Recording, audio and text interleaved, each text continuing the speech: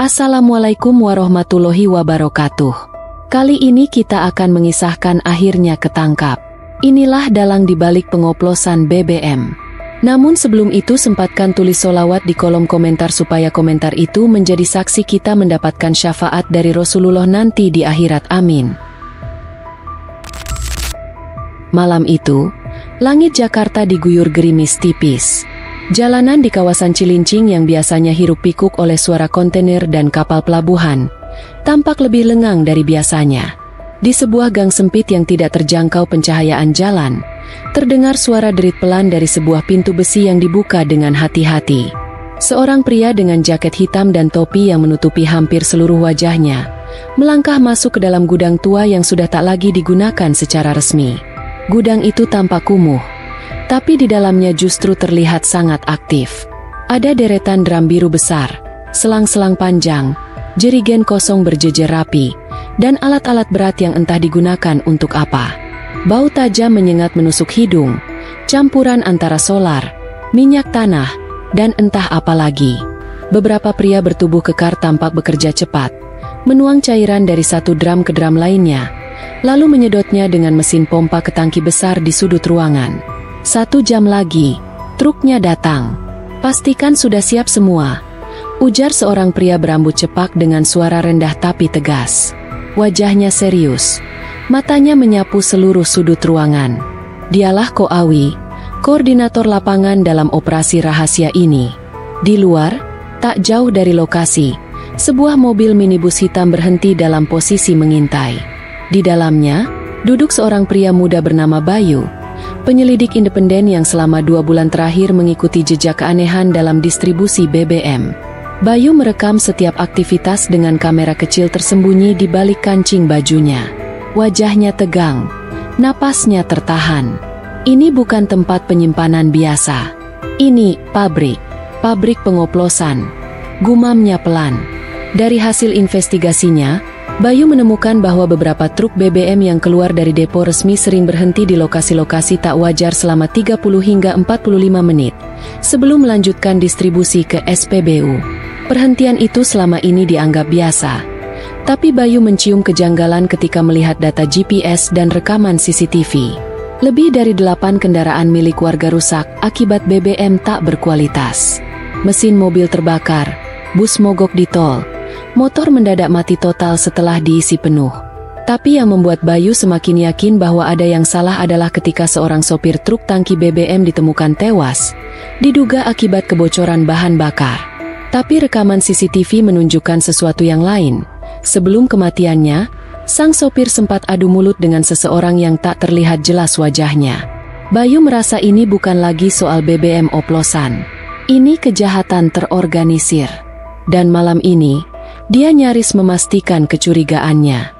Tiba-tiba, suara mesin berat terdengar dari kejauhan. Truk tangki berwarna putih masuk perlahan ke area gudang. Pintu belakang gudang dibuka lebar. Para pekerja bergerak cepat, menyambungkan selang besar dari tangki truk ke alat pemompa di dalam gudang.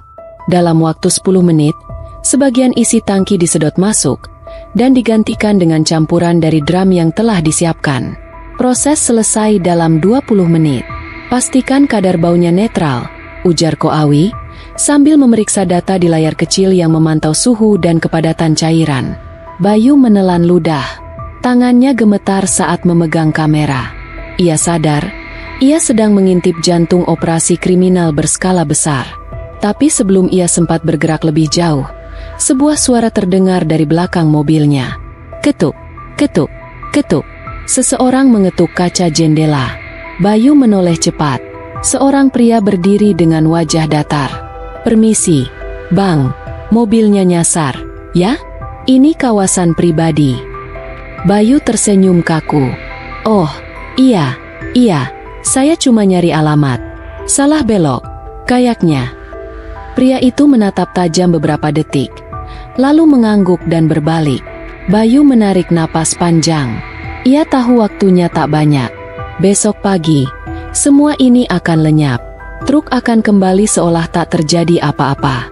BBM hasil campuran akan masuk ke SPBU resmi. Rakyat akan kembali mengisi tangki tanpa tahu bahwa apa yang mereka isapkan ke mesin kendaraan adalah hasil dari permainan kotor. Bayu menyalakan mobil, meninggalkan lokasi. Tapi hatinya terbakar. Ia bertekad, ia akan membuka semua ini. Ini bukan soal BBM lagi. Ini soal nyawa. Dan ia tak akan berhenti sampai dalang sebenarnya muncul ke permukaan. Dan malam itu, ia tak tahu bahwa bayangan seseorang sedang mengawasi dari kejauhan. Seseorang yang menyadari bahwa ada mata ketiga yang mulai ikut campur. 3 minggu sebelum pengintaian Bayu di gudang Cilincing, sebuah berita kecil sempat tayang di kolom bawah portal berita lokal. Judulnya tak begitu mencolok. Sopir tangki tewas di dalam kendaraan, diduga keracunan gas BBM. Sebagian besar pembaca hanya mengabaikannya, menganggapnya kecelakaan kerja biasa. Tapi tidak bagi Bayu. Nama sopir itu adalah Darto.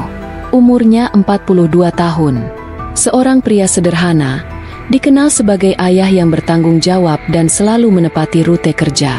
Selama 6 tahun, ia bekerja untuk sebuah perusahaan subkontraktor pengangkut BBM. Tak pernah sekalipun Darto melanggar SOP. Namun, pada suatu malam, Darto ditemukan tak bernyawa di dalam tangki kosong, dengan wajah menghitam dan busa keluar dari mulutnya. Bayu pertama kali mendengar tentang Darto saat ia mengunjungi bengkel milik Pak Heri, seorang montir tua yang dikenal di kalangan sopir truk. Pak Heri berbicara sambil membersihkan karburator. Darto orangnya jujur, tapi akhir-akhir ini dia resah. Pernah bilang ke saya, "Her, ada yang aneh. Mobil tangki gue disuruh berhenti di tempat sepi sebelum lanjut kirim. Katanya protokol baru. Tapi nggak ada penjelasan dari kantor." Bayu mencatat itu dalam buku kecilnya. Ia mulai menelusuri lebih dalam tentang kematian Darto.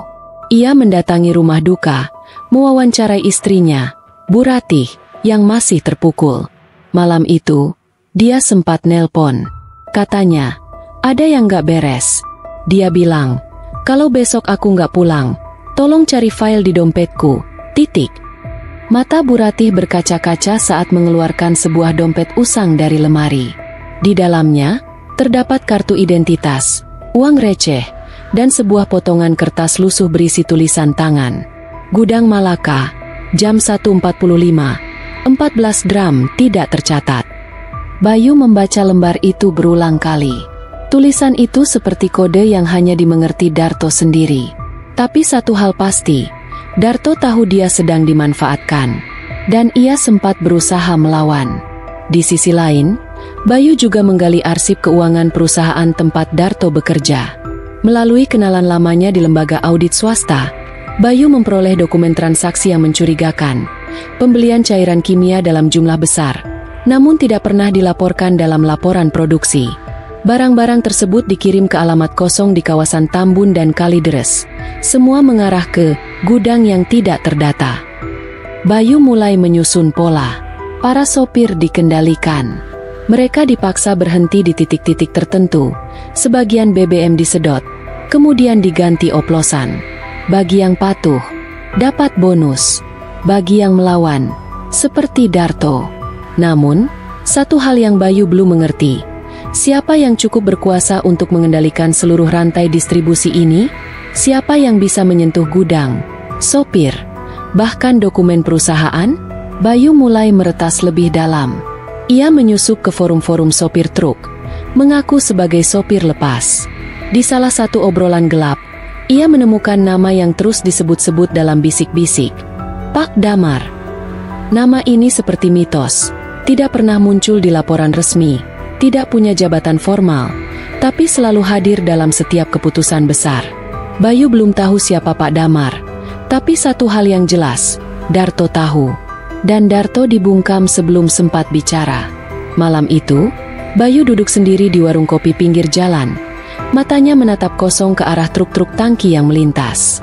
Di tangannya, secari kertas milik Darto, sudah mulai pudar karena sering dilipat. Di wajah Bayu terpancar sesuatu yang berbeda. Bukan hanya amarah, tapi tekad. Lu udah berkorban, Dar. Sekarang giliran gue bongkar semuanya. Bisiknya pelan. Dari jauh, sebuah mobil sedan hitam berhenti di seberang jalan. Kaca jendelanya turun sedikit. Seorang pria tua mengenakan kacamata gelap mengamati Bayu dari balik kabut rokoknya. Ia mengeluarkan ponsel, lalu berkata pendek, "Anak ini mulai mencium bau kita. Bersihkan sebelum terlalu dalam." Pagi itu, Bayu duduk di ruang redaksi kecil milik temannya, Iqbal, seorang jurnalis lepas yang sudah sering memberitakan skandal korupsi di sektor energi. Dinding ruangan penuh dengan kliping berita lama, mulai dari kasus mafia migas, penyelewengan solar subsidi, hingga skandal permainan kuota BBM antar provinsi. Tapi tak satu pun yang menyentuh soal pengoplosan sistematis. "Apa kamu yakin ini bukan cuma permainan kecil level gudang?" tanya Iqbal, sambil menyeruput kopi kental. Bayu menggeleng pelan. "Gue dapet CCTV dari salah satu depo resmi di Tanjung Priok. Gue dapetnya dari teknisi lama yang sempat kerja di sana, tapi dikeluarkan tanpa alasan."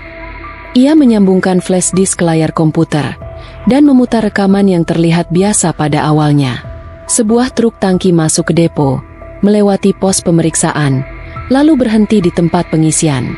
Waktu menunjukkan pukul 2.17 dini hari.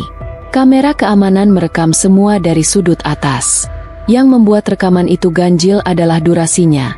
Video loncat dari pukul 2.17 langsung ke pukul 3.02. Seolah-olah 45 menit dihapus begitu saja. Tapi sang teknisi, Pak Gito, menyelipkan backupnya. Rekaman asli yang sempat dia simpan di hard drive eksternal sebelum diberhentikan. Bayu dan Iqbal memutar video backup itu. Dan di sanalah segalanya terlihat dengan jelas. Truk yang sudah terisi penuh berhenti di ujung area. 3 orang pria mengenakan rompi petugas mendekat, lalu menyambungkan selang besar dari sebuah drum di belakang pos ke tangki truk. Cairan dipompa masuk.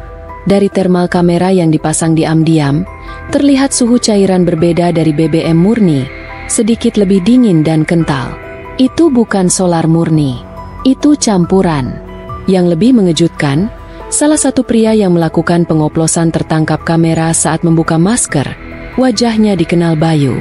Pria itu adalah Anton, petugas keamanan internal depo, yang dalam berkas resmi perusahaan tidak tercatat sedang bertugas malam itu.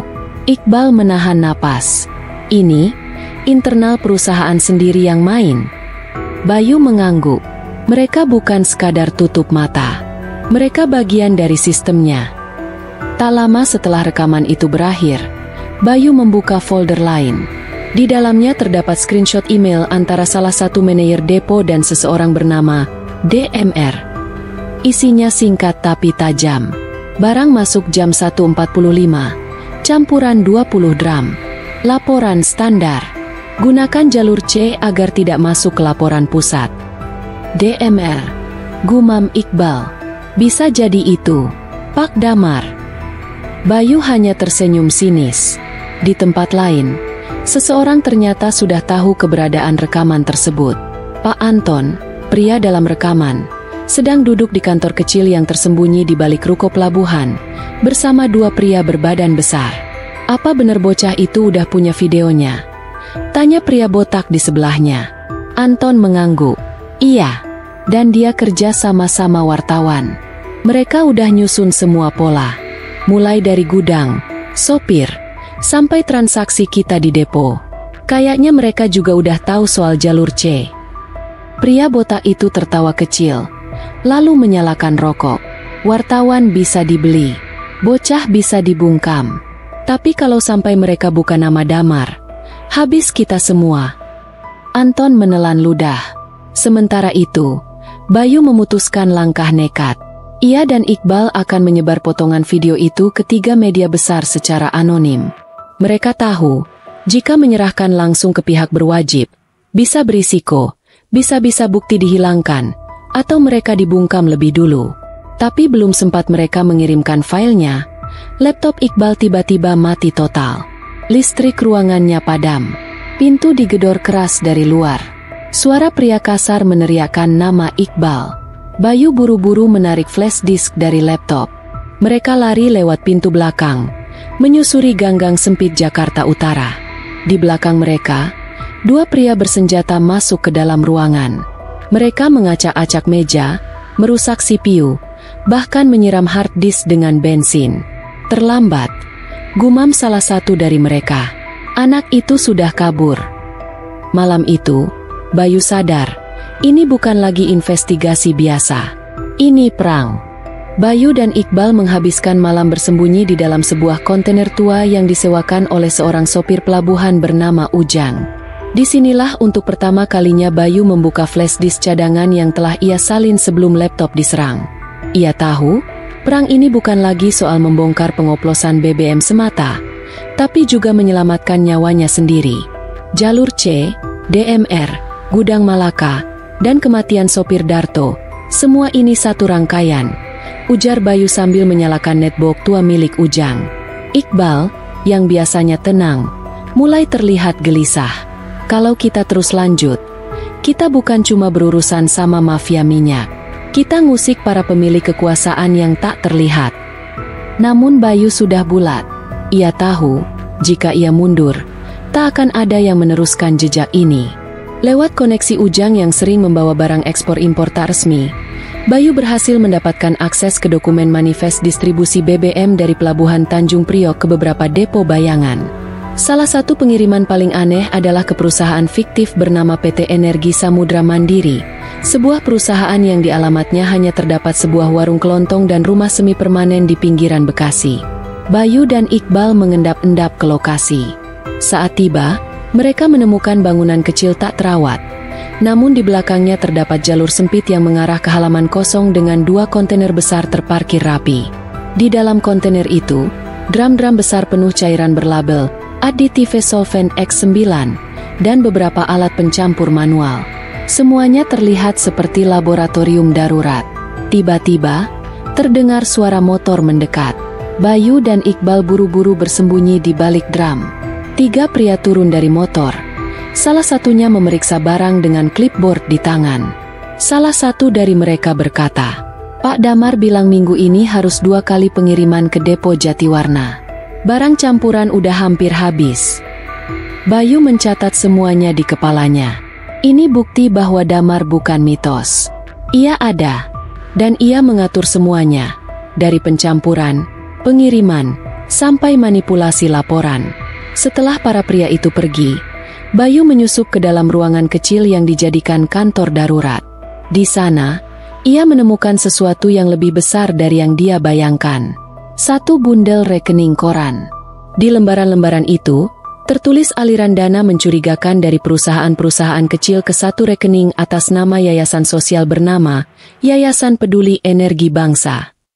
Tapi saat ditelusuri, yayasan itu hanya memiliki 1 pengurus, Damar Wirawan. Astaga, desis Iqbal. Yayasan ini kedok. Semua uang hasil pengoplosan dicuci lewat sini. Ini skema pencucian uang skala nasional. Total dana yang tercatat hanya dalam 3 bulan, lebih dari 180 miliar rupiah. Lebih mencengangkan lagi, nama beberapa penerima dana tercatat sebagai pejabat di Direktorat Migas, anggota Dewan Pengawas Energi, bahkan salah satu pensiunan jenderal yang kini menjabat sebagai Komisaris BUMN Energi. Bayu membeku. Semakin dalam ia menggali, semakin dalam lubang kubur yang ia gali untuk dirinya sendiri. Tiba-tiba, ponsel burner yang dibawa Bayu berdering. Nomor tak dikenal. Ia angkat. Hanya mendengar 1 kalimat. "Berhenti, Bayu, atau istrimu jadi pengganti Darto berikutnya." Jantung Bayu seperti dihantam palu godam. Dia tak pernah bicara soal keluarganya ke siapapun selama investigasi ini. Tapi mereka tahu. Mereka sudah memantau semua geraknya. Di tempat lain, seseorang duduk tenang di ruang kantor mewah bertembok kayu jati. Ia adalah pria parubaya, rambut disisir rapi ke belakang, mengenakan kemeja putih dan jas hitam. Di meja kerjanya, terletak peta distribusi BBM dan beberapa laporan keuangan dengan tanda tangan basah. Ia tersenyum kecil sambil memutar video dari kamera tersembunyi yang merekam Bayu dan Iqbal saat menemukan dokumen pencucian uang tadi. "Anak ini terlalu pintar," ujarnya pelan. Kemudian ia menekan tombol intercom dan berkata, "Aktifkan rencana B. Buat dia terlihat seperti kriminal. Dan pastikan, malam ini dia ditangkap atau lenyap." Malam itu Jakarta diguyur hujan deras. Di antara kilatan petir dan suara angin menerpa seng-seng tua, Bayu dan Iqbal terjebak dalam kecemasan di sebuah rumah aman milik kenalan lama Iqbal, seorang mantan aktivis reformasi yang kini hidup menyepi. Bayu tak bisa berhenti menatap layar ponsel. Ia sudah 5 kali mencoba menelepon istrinya, Maya, tapi tak ada jawaban. Rasa takut menguasai pikirannya. Ancaman dari penelepon misterius yang tadi berputar-putar di kepalanya. Apakah Maya sudah diincar? Apakah mereka mengintai rumahnya? "Bey, kita harus pisah jalur sekarang," ucap Iqbal.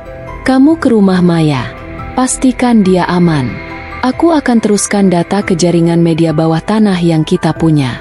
Kalau kita tunggu media mainstream, mereka pasti digertak duluan." Bayu mengangguk, walau hatinya dipenuhi rasa was-was. Malam itu, ia nekat menyelinap pulang ke rumahnya yang kecil di daerah Cibubur. Tapi saat ia tiba, rumahnya sudah gelap dan pintu belakang tampak jebol. Lampu-lampu rusak, dan meja makan terbalik. Bayu berteriak panik, memanggil nama istrinya. Tak ada jawaban. Hanya suara air menetes dari wastafel bocor dan lemari yang masih berayun karena pintunya dihantam kasar. Bayu mendekat ke kamar. Di sana, ia menemukan secari kertas yang tertempel di cermin. "Kau sudah terlalu jauh. Waktu tinggal sedikit. Maya ada bersama kami." Di bawahnya, bercak darah kecil mengering. Bayu jatuh terduduk. Tangannya gemetar. Tapi di tengah amarah dan kepanikan, dia melihat ke sekeliling ruangan dan menyadari, tidak ada barang-barang berharga yang hilang. Tidak ada yang dijarah. Semuanya masih utuh, kecuali satu, kamera CCTV kecil yang ia sembunyikan di bingkai lukisan. Itu berarti, mereka tahu di mana letak kamera. Mereka tahu semua langkahnya. Dan mereka ingin Bayu melihat catatan ancaman itu. Ini bukan penculikan biasa. Ini pesan. Ini perang mental. Di tempat lain, Iqbal juga tak luput dari serangan. Saat ia hendak mengirimkan file video dan dokumen ke jaringan media bawah tanah lewat wifi publik di sebuah warung kopi, 2 orang pria berpakaian hitam menyergapnya. Mereka bukan orang biasa. Gerakan mereka cepat, presisi.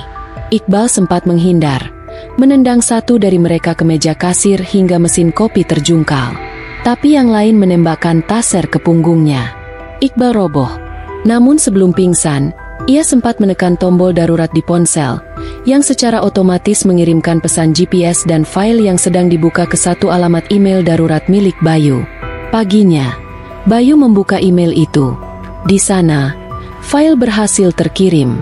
Tapi subjek email jauh lebih mengerikan. "Gue ketangkap. Lanjutkan semuanya. Jangan mundur."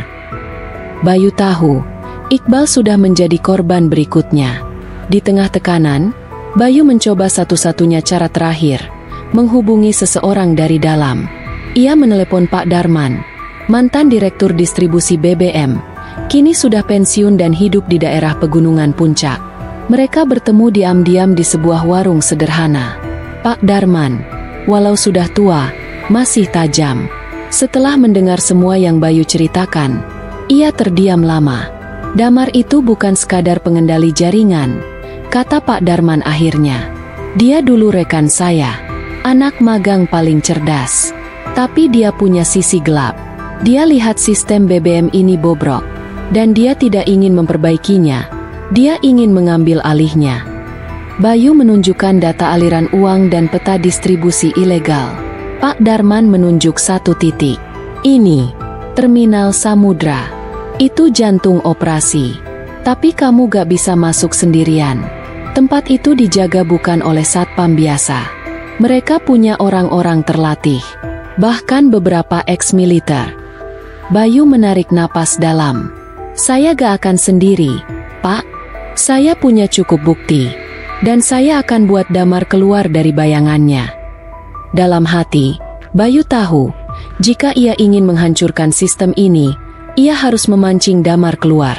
Membuatnya kehilangan kontrol. Membuatnya panik. Dan satu-satunya cara untuk itu adalah memviralkan skandal ini sebelum Damar sempat memutar balik semuanya. Bayu menatap layar laptop tua di depannya. Koneksi internet yang ia gunakan berasal dari modem Wi-Fi portable hasil pinjaman Ujang, sang sopir pelabuhan yang kini ikut bersembunyi bersama mereka. File-file dokumen pengoplosan, rekaman CCTV, hingga video pengiriman BBM oplosan telah siap diunggah. Tapi satu pertanyaan besar menghantui benaknya. Kemana ia akan menyebarkan semuanya? Ia tahu betul, semua media arus utama sudah masuk angin. Sudah terlalu banyak wartawan yang dibungkam, terlalu banyak redaksi yang dikirimi paket kompromi. Tapi Bayu tidak butuh mereka. Ia butuh netizen. Malam itu, Bayu membuka akun YouTube baru dengan nama samaran, Operasi Merah Hitam. Ia mengunggah video berdurasi 14 menit. Judulnya menggigit. Rahasia Hitam BBM Indonesia, siapa dalangnya? Video itu adalah gabungan footage dari tempat oplosan, wajah-wajah pelaku lapangan yang berhasil direkam, serta grafik aliran dana yang masuk ke yayasan milik Damar. Tak lupa, ia menambahkan satu hal yang akan membuat semuanya meledak. Potongan rekaman suara dari sopir truk sebelum tewas, yang mengatakan, "Saya tahu siapa bosnya. Namanya Damar. Kalau saya mati, tolong sebarkan ini." Setelah diunggah, Bayu menyebarkan tautan ke grup-grup Facebook warga, komunitas pengemudi, grup alumni kampus, bahkan ke kolom komentar TikTok yang sedang viral. Hanya butuh 4 jam. Video itu tembus 1 juta penonton. Twitter, X, mulai ramai. Tagar BBM oplosan dan tangkap Damar jadi trending nomor 1 nasional. Netizen marah. Mereka merasa ditipu habis-habisan. Harga BBM yang makin mahal, antrean panjang, dan ternyata isinya oplosan berbahaya. Mobil-mobil warga rusak, dan korbannya bukan hanya 1-2. Menteri Energi terpukul. Di tengah tekanan publik, ia mengadakan jumpa pers darurat, tapi jawabannya normatif. "Kami akan menyelidiki," katanya. Tapi netizen sudah tak sabar. "Kami tidak butuh penyelidikan, kami butuh penangkapan." Di sisi lain Jakarta, Damar duduk gelisah di kursi kantornya. Tangan kanannya memegang ponsel, menekan-nekan tombol, tapi tak ada satupun bawahannya yang mengangkat. Ia menatap layar besar yang menayangkan berita-berita di TV nasional. Semuanya membahas satu hal. Skandal BBM oplosan tersorot, siapa tokoh di baliknya? "Goblok! Siapa yang bocor?" teriaknya. Seorang ajudannya masuk tergopoh-gopoh. "Pak, akun YouTube itu pakai nama palsu. Sudah kita telusuri. Dia pakai VPN. Tapi kami duga kuat, ini kerjaan Bayu." Damar terdiam. Nama itu membuatnya naik pitam. "Tangkap dia malam ini. Kalau perlu, lenyapkan." Namun satu informasi baru membuat Damar membatu. "Pak, ada satu lagi. File lengkap yang belum dibocorkan. Dia kirim ke Komisi Pemberantasan Korupsi lewat akun whistleblower anonim." Wajah Damar langsung pucat. Berarti dia punya semuanya. Sementara itu, Bayu bersembunyi di dalam masjid tua di pinggiran kota, bersembunyi di antara para gelandangan dan musafir. Ia menyusup dengan mengenakan peci dan jaket lusuh. Di depannya, laptop masih menyala, dan satu notifikasi masuk dari Telegram. File berhasil diterima. Investigasi internal KPK akan dimulai. Terima kasih atas keberanian Anda. Tetap waspada. Tapi tak ada waktu untuk bersyukur. Bayu menerima pesan dari nomor asing. "Kami tahu kau di Cipinang Muara. Mereka datang malam ini. Lari, Bayu. Jangan tanya siapa saya." Bayu langsung menutup laptop, memasukkannya ke tas, dan keluar dari masjid. Di kejauhan, sebuah mobil hitam berhenti. 4 pria berbadan besar turun. 2 di antaranya membawa tas besar, dan 1 di antara mereka menyelipkan pistol ke balik jaket. Bayu berlari, menerobos gang-gang sempit. Di balik kegelapan malam, dia hanya punya satu pilihan: selamatkan diri, dan pastikan Damar tidak sempat menghapus jejak apapun. Malam itu, viralitas bukan hanya senjata Bayu. Malam itu, viralitas adalah pelindung nyawanya. Bayu terengah di lorong gelap kawasan Cipinang Muara. Hujan belum reda sejak malam sebelumnya, dan sepatu kanvasnya sudah basah kuyup penuh lumpur. Ia bersembunyi di belakang warung rokok yang tutup. Matanya mengintai dari balik tirai plastik. Mobil hitam itu masih berputar, perlahan, menyisir gang demi gang. Telepon bergetar. Pesan masuk dari nomor tak dikenal. Jangan pulang.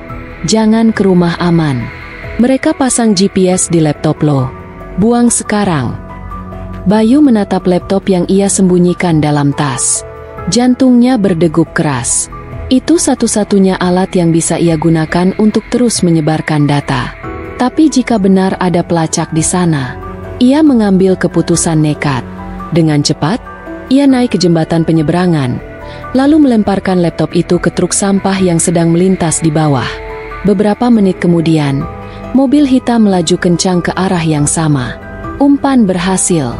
Bayu diam-diam berjalan ke arah berlawanan, menuju stasiun KRL.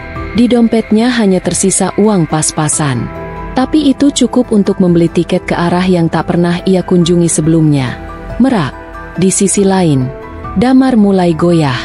Kantornya di gedung tinggi kawasan bisnis SCBD mendadak digeledah oleh petugas Komisi Pemberantasan Korupsi. Bukan secara terbuka, tapi diam-diam. Beberapa berkas disita, komputer dibekukan. Namun Damar bukan orang biasa.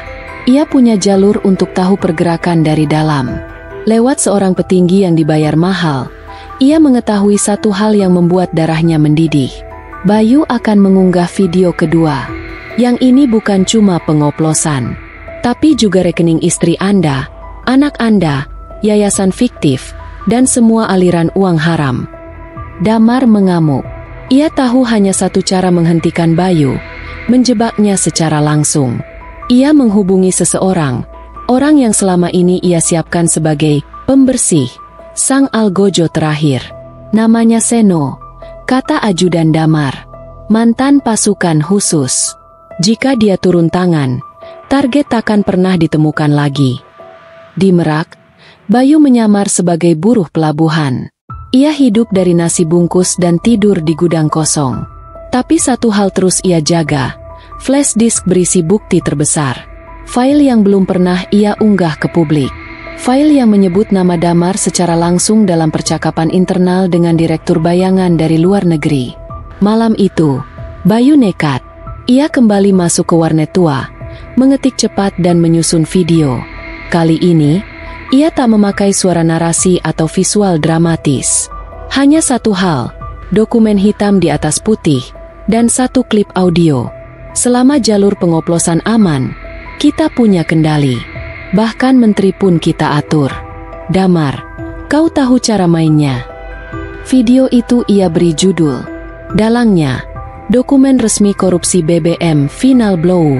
Video itu ia unggah ke 3 platform sekaligus, lalu menyebar ke 20 grup WhatsApp alumni wartawan, komunitas sopir truk, dan forum-forum energi nasional. Dan meledak. Dalam 2 jam, 3 juta penonton. Dalam 6 jam, tagar tangkap Damar trending dunia.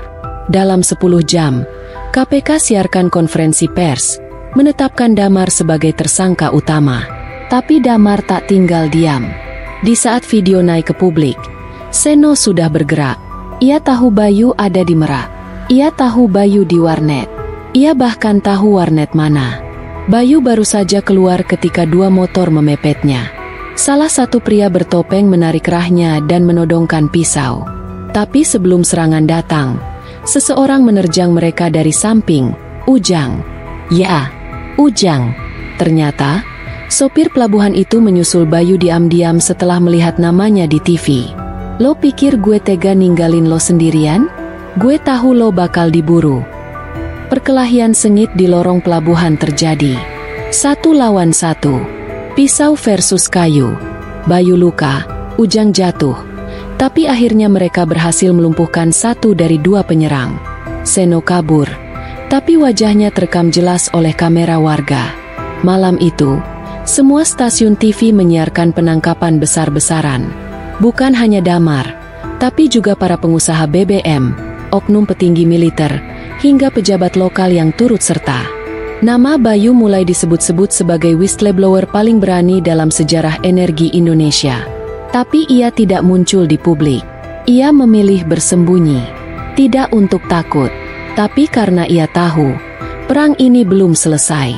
Satu sistem runtuh, tapi jaringan masih hidup. Dan selama mereka belum benar-benar hancur, Bayu tidak akan berhenti. Malam di sebuah kota kecil di pesisir barat, Bayu duduk termenung di atas dermaga. Wajahnya penuh luka lebam yang belum pulih, tangannya masih diperban, dan pandangannya menerawang jauh ke laut yang tak henti diterpa angin. Di kantong jaketnya, tersimpan sebuah kartu SIM baru dan sebuah HP butut yang hanya bisa untuk menelepon dan mengirim pesan. Sudah sepekan sejak video terakhirnya menggemparkan negeri. Nama Damar kini bersanding dengan para koruptor besar di berita. Ia ditangkap di rumah mewahnya yang memiliki bunker bawah tanah. Dalam pelariannya, Damar mencoba menyuap petugas imigrasi demi bisa keluar lewat jalur gelap ke Australia. Gagal total. Semua mata kini menyorot satu tokoh, Bayu Arya Putra, jurnalis investigasi misterius yang mengguncang oligarki energi. Tapi publik tidak tahu satu hal, Bayu tidak bahagia. Di balik kemenangan moral yang diagungkan masyarakat, hidupnya telah hancur. Ia tak bisa kembali ke rumah. Ibunya yang sakit dipindahkan ke lokasi rahasia oleh LSM pendukung whistleblower. Rekan-rekan jurnalisnya banyak yang ketakutan. Bahkan beberapa memilih berhenti total dari dunia media. Dan Ujang, sahabatnya di Pelabuhan Merak, kini dalam perawatan intensif setelah insiden penyerangan Seno. Bayu membuka buku catatannya. Di halaman terakhir, tertulis daftar nama orang-orang yang disebut dalam investigasi, tapi belum tersentuh hukum. Di sana ada pejabat-pejabat menengah, pengusaha muda, hingga anggota dewan yang selama ini menjadi penghubung antara mafia BBM dan regulator pemerintah. Sistem ini belum runtuh, bisik Bayu pada dirinya sendiri. Tiba-tiba, HP-nya berdering. Nomor tak dikenal. Ia ragu sejenak, lalu mengangkat. Suara perempuan, lembut, tegas, dan tak asing. Bayu Arya Putra, saya Mutia dari Komisi Khusus Pembersihan Energi. Presiden baru membentuk tim investigasi lanjutan. Kami ingin Anda menjadi saksi ahli sekaligus penasihat informasi. Lokasi Anda akan dijamin. Anda akan diberi identitas baru. Bayu terdiam. Tawaran ini seperti pintu keluar dari pelarian. Tapi juga berarti ia akan masuk lebih dalam kelingkaran api. Ia menghela napas. Saya akan datang, ujarnya. Tapi dengan satu syarat. Tak ada satupun dari tim penyidik lama ikut serta. Termasuk pejabat yang pernah menutup laporan saya dulu. Mutia mengangguk. Baik, kita sepakat. Beberapa hari kemudian, Bayu dijemput dengan mobil hitam tak bertanda. Ia dibawa ke lokasi yang tak tertera di GPS. Sebuah kompleks pelatihan yang sebelumnya milik Badan Intelijen, kini diubah menjadi pusat investigasi anti korupsi energi. Di sana, ia bertemu para analis muda, programmer pengurai data, dan bahkan satu mantan agen rahasia yang kini bekerja untuk negara. Bayu duduk di ruang tak berdinding. Layar-layar besar menampilkan data real-time sebaran BBM, titik-titik distribusi, dan grafik manipulasi harga. Kami butuh Anda bukan hanya sebagai jurnalis, kata Mutia. Kami butuh Anda sebagai pemburu. Anda tahu siapa saja yang terlibat, dan Anda tahu cara berpikir mereka. Bayu membuka laptop baru yang disiapkan tim. Ia mengetik cepat. Layar menampilkan folder baru bertajuk Target Tak Tersentuh. Nama pertama, Haji Rahman, pemilik gudang distribusi BBM Siluman di Surabaya. Nama kedua, Yuniarto Simanjuntak, kepala proyek tangki BBM terapung di perairan Kalimantan. Nama ketiga, K. Inisial misterius dari figur bayangan yang disebut Damar dalam transkrip audio sebagai pemilik asli skema. Bayu menunjuk ke nama terakhir. Kalau kita ingin sistem ini runtuh, kita harus ungkap siapakah sebenarnya. Dan saya tahu di mana harus mulai. Kota tempat semua transaksi dimulai. Betem. Malam itu, Bayu tak bisa tidur. Ia berdiri di luar barak, menatap langit penuh bintang. Ia tahu kisahnya belum selesai. Apa yang ia ungkap baru puncak dari gunung es. Tapi kini, ia tak lagi sendiri. Di balik luka-luka, pelarian, dan rasa kehilangan, Bayu menyadari satu hal, kebenaran memang menyakitkan, tapi juga membebaskan. Dan ia memilih untuk terus berjuang, bukan demi popularitas, tapi demi generasi yang tak lagi hidup dari kebohongan. Langit Batam sore itu redup dan kelabu. Hujan baru saja reda, menyisakan bau aspal basah dan angin laut yang menusuk hingga ke tulang. Bayu turun dari kapal cepat dengan ransel kecil di punggung dan topi lusuh menutupi sebagian wajahnya. Kali ini, dia bukan hanya jurnalis, dia adalah saksi hidup dari jaringan korupsi energi terbesar yang pernah diungkap di negeri ini. Batam, pulau perdagangan, kini menjadi medan pertempuran diam-diam antara pemburu kebenaran dan mafia pengoplos BBM yang tersisa. Kota ini bukan tempat sembarangan. Disinilah jalur penyelundupan BBM ke negara tetangga dimulai. Dan disinilah tersimpan misteri nama yang selama ini hanya disebut dengan satu huruf, K. Bayu tidak sendiri. Ia dibantu oleh dua orang baru dari tim investigasi khusus. Ajeng, mantan analis militer dengan kemampuan menyamar dan infiltrasi kelas tinggi. Didi, mantan hacker yang kini bekerja sebagai pengurai sistem keuangan gelap. Mereka menyewa kamar kecil di pinggir pelabuhan lama. Dari sanalah mereka mulai mengintai gudang BBM yang disebut dalam data yang dibongkar Bayu, Gudang 27A. Sebuah gudang tua yang tampak mati dari luar, namun sebenarnya hidup selama 24 jam penuh aktivitas rahasia yang tak pernah tercatat di sistem. Malam pertama pengintaian, Ajeng menyusup masuk menyamar sebagai buruh pelabuhan. Ia memakai alat rekam mikro di kerah bajunya. Dari dalam, ia merekam pembicaraan dua orang penting. Tuan K bilang semua harus bersih sebelum audit minggu depan. Tenang, semua sudah dialihkan ke tangki apung di perairan Nongsa. Kalau ada yang bocor, kita tinggal bakar. Ajeng keluar dengan wajah pucat. Bayu mendengar rekamannya berulang kali. Tuan K, kini bukan lagi mitos. Ia nyata. Dan ia ada di Batam. Mereka menyusun rencana. Esok malam, Bayu akan memancing keluar salah satu kurir senior yang dikenal sebagai Bang Karman, lelaki tua dengan reputasi kelam di dunia penyelundupan. Caranya, dengan mengungkap di media bahwa dirinya, Bayu Arya Putra, sedang berada di Batam dan siap buka-bukaan soal transaksi gelap yang melibatkan pejabat lokal. Umpan itu berhasil.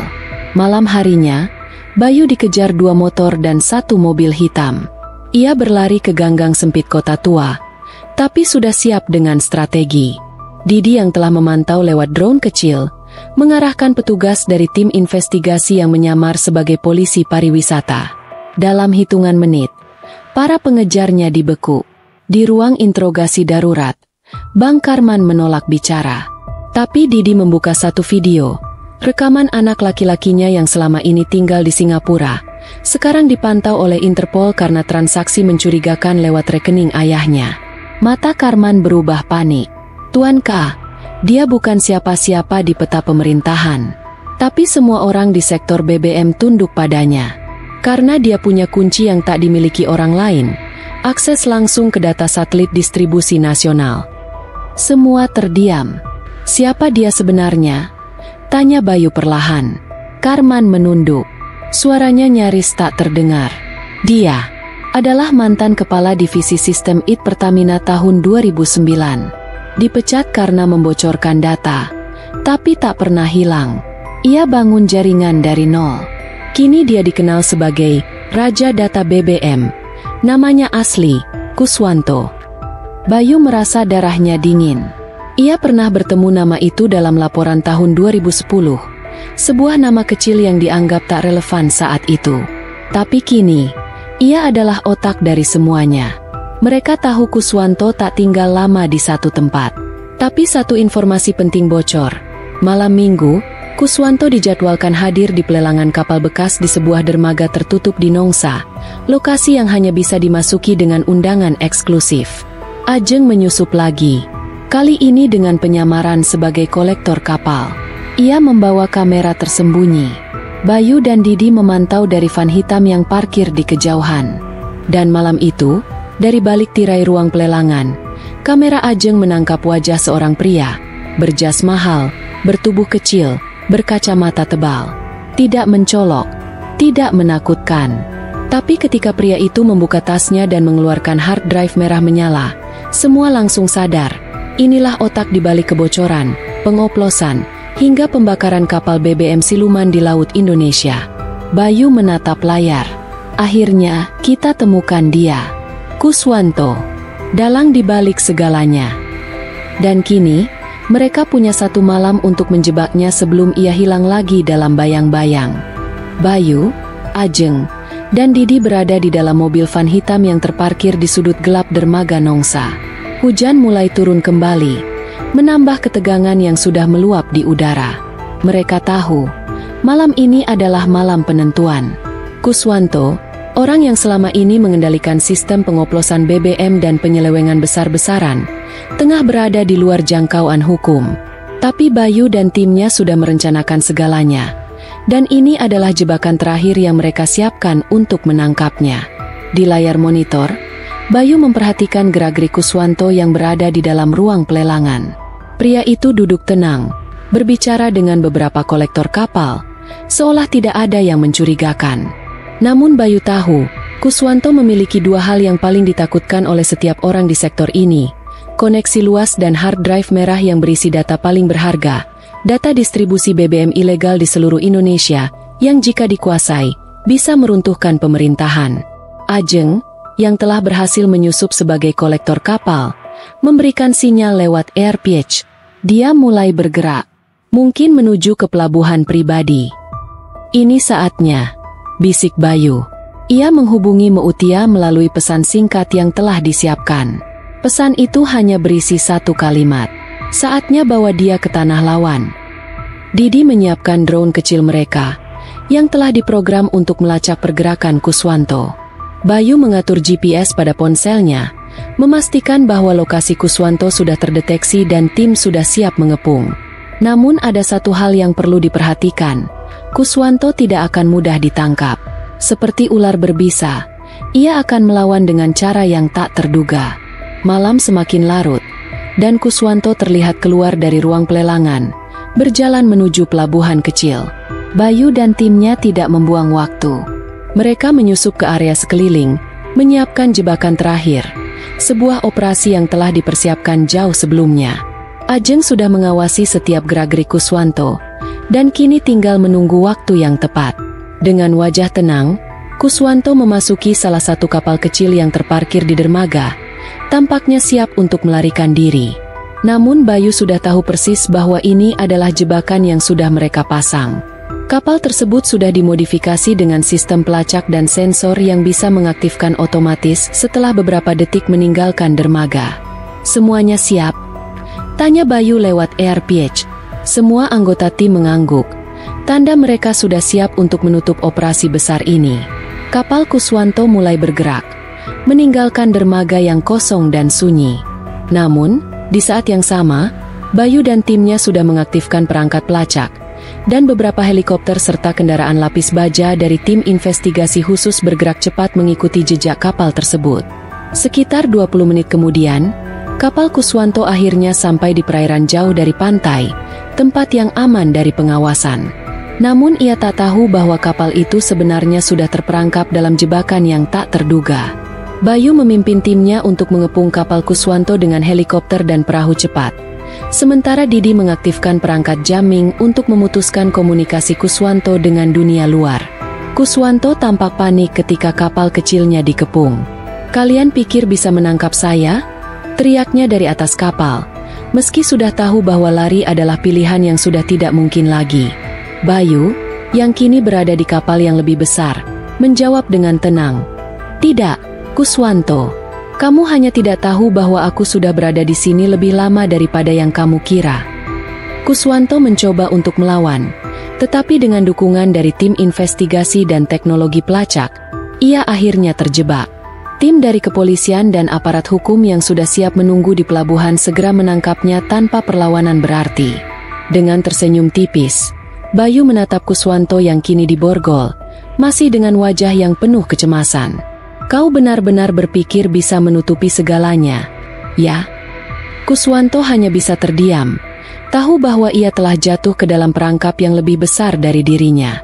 Malam itu, saat Bayu kembali ke ruang pengawasan yang telah disiapkan oleh tim, ia merasa ada rasa lega yang hadir. Video rekaman dari operasi itu sudah beredar cepat di dunia maya. Semua orang kini tahu bahwa permainan pengoplosan BBM yang melibatkan pejabat dan pengusaha besar telah dihentikan. Dan meskipun Bayu tahu, ini hanya sebagian dari jaringan besar yang harus dihancurkan, malam itu adalah kemenangan besar. Meutia menghubunginya lewat pesan singkat. Kita sudah menang untuk hari ini. Tapi pekerjaanmu belum selesai. Bayu, ada lebih banyak yang harus kamu bongkar. Bayu menatap layar ponselnya. Merenung sejenak. Ya, aku tahu. Tapi setidaknya malam ini kita menang. Besok, kita mulai dari sini. Di luar, langit Batam yang gelap terlihat lebih terang. Pemandangan laut yang luas tak lagi menyembunyikan rahasia-rahasia besar yang selama ini terkubur. Bayu tahu bahwa perjalanannya masih panjang. Tapi untuk pertama kalinya dalam beberapa bulan terakhir, ia merasa bahwa jalan yang ia pilih benar. Ia menatap bintang-bintang di langit, merasa sedikit damai. Dan meskipun jalan ini akan penuh dengan rintangan, ia tahu satu hal pasti, kebenaran tidak akan pernah bisa ditutup rapat selamanya. Semoga kisah ini dapat kita ambil pelajarannya. Terima kasih. Wassalamualaikum warahmatullahi wabarakatuh.